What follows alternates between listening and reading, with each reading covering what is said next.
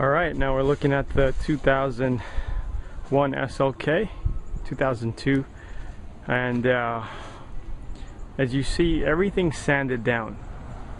Alright, we 400'd the whole car, the base coat, the clear I mean.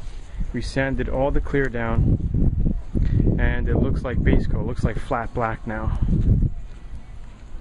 Alright, so what we did next, because there was such minimal body work on this thing, okay, remember we did the little dents with Bondo and we put our 2K primer over it, right? So that's all sanded down with our 400 grit. That's all done. The roof is all done. The back tail piece is all sanded, feathered in. The next step was applying our glaze on the little mini pinholes and small imperfections that we have. Okay, so we just went ahead and did that. Very minimal. We actually didn't have any imperfection here, but I put a skin there, this way my body man knows to sand this area again. I wanted him to re-sand this because if we look close, we could see a little orange peel. Let me see, you can see a little orange peel in the primer. See how ripply it is? So I don't like to paint over that. I like to have it smooth, like in here.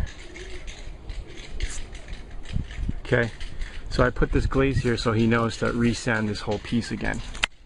Same thing for these two pieces. I wanted him to re-sand them again. That's why I did that. Now, we also had a bunch of little rock chips all over the front of the car, and I just put some glaze on them, as you see. So when we sand these down with 400, we're gonna have little pecks of like this blue color of filling, you know, from the glaze filling in the chips. These are very just common paint chips from rocks, you know, going on the highway and things. So we had, you know, had some on the hood, very common.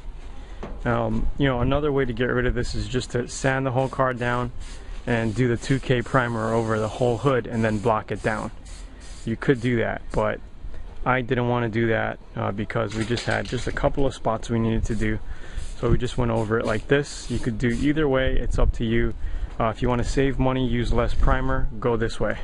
I like to go this way because it's more, you know, economical and easier to do. Plus you get the same results. So after we let this dry, it's very hot out today. So as soon as we put this on, it actually dried because the black is so hot. So we're gonna sand this down. We're gonna just leave it out here for a day, let it bake. Tomorrow we're going to come early in the morning and sand it down with 400 grit. And then we're going to be left with like little filled in chip marks, blue. Okay.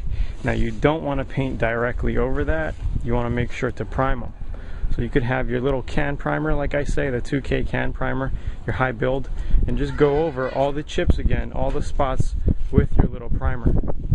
After this is done, you're going to see like primer spots all over the car, like freckles. Okay, it's perfectly fine. After we do that, then we're going to block those areas down one more time, okay, to make sure that the primer fills everything and it's completely flat.